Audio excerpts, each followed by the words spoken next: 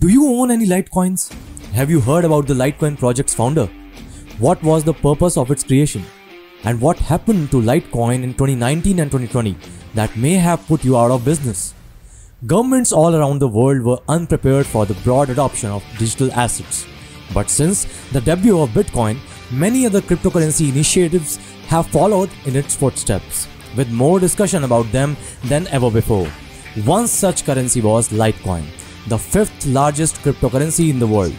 How did it get to be so enormous, especially with so much going on around it? Just launched after the Bitcoin in the year 2011 to subside the issue of large mining firms taking the upper hand in the Bitcoin mining and Bitcoin being more centrally controlled by these firms only.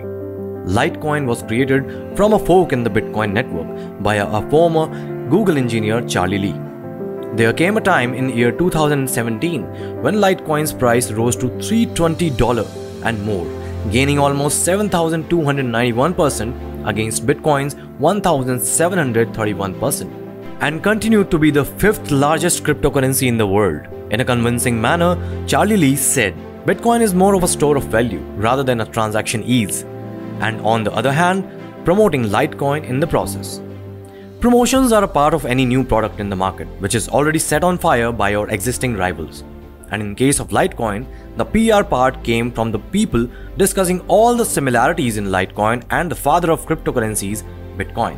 Hopefully the PR worked wonders for Litecoin, as the main issue, which at that time with Bitcoin, was transaction speed, which was around 10 minutes. Whereas Litecoin did it within 2 minutes. A huge difference though.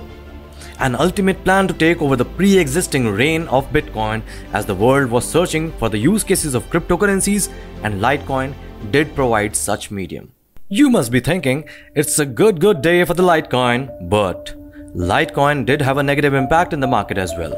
A study in 2018 found out 150 prominent dark web message boards, marketplaces and illicit services where Litecoin was the second most widespread cryptocurrency among cyber criminals, as the cyber criminals seek more stable methods of payment.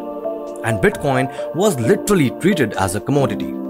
Researchers found Litecoin payment systems implemented on 30% of the sites they investigated. In the early 2018, Litecoin had a fork in the network, making a Bitcoin Cash-inspired currency, Litecoin Cash, where Litecoin community encountered a big confusion in between Litecoin and the forked version of it. Moreover, the founder of Litecoin, Charlie Lee, tweeted it to be a scam, which created a big controversy in relation to the whole Litecoin network. In the meantime, the developers of Litecoin Cash entitled for the 10 LCC to users who are already holding Litecoin. And even this hula hoop of Litecoin network, Litecoin's market cap rose above $12 billion. Moving forward to June 2019, Litecoin had acquired 9.9% of Germany's Wedge Bank, which opened the gate for cryptocurrency banking. And in the same month of July 2019 came the news of Litecoin halving, resulting in the halving of the reward fees given to the miners of the Litecoin network. Just in case you don't know, Litecoin has been halved before also in the year 2015 August 25, which at that time also halved the reward fees for the miners, which in turn showcased the lack of interest in the mining process. At this point, black clouds were just hovering over the Litecoin network and then hit the dust. All the Litecoin users on the biggest exchange platform, Binance, fell victim to a dusting attack, which de-anonymized the privacy of the cryptocurrency users. In the same year 2019, Litecoin again came into focus, with the currency name being often used with the sextortion scam cases. After digging deep, we found out that Litecoin was used by the scammers to phish users' private or sensitive data, and a sum of Litecoin has a ransom for not leaking their personal information on the web. Few people took it in a fun way, as an 84-year-old lady who spoiled a sextortionist plan by ignoring the emails and saying, "It was not my kind of porn," in the response to those mails, as she was not aware and fortunately saved herself from the scam.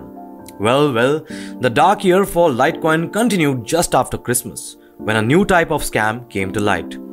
A fake Litecoin foundation operating on YouTube and Facebook, scamming Litecoin owners in the promise to give away 1K LTC to the contribution address, where they will get an immediate reward of 100K of LTCs.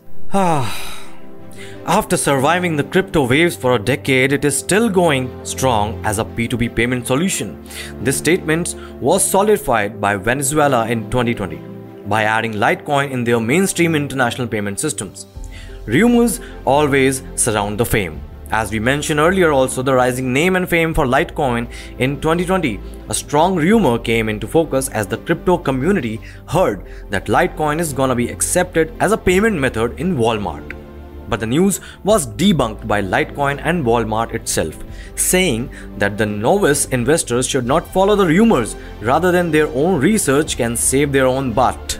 So after being there for a long time came an upgradation news for Litecoin, which worked as a ray of hope to all the LTC holders with Mimblewimble upgrade. But it didn't last long, as the supposed date was 19th May of 2022 and the whole community is still waiting for this one. Well, we won't say it is a bad network to invest in, but we'll wait for the latest Mimblewimble update and let's see what it brings to the table. Or is it even worth to hold or even invest in the upcoming years? As Litecoin resolved all the problems and the issues that were related to its network, we hope a skyrocket journey for Litecoin and its holders worldwide.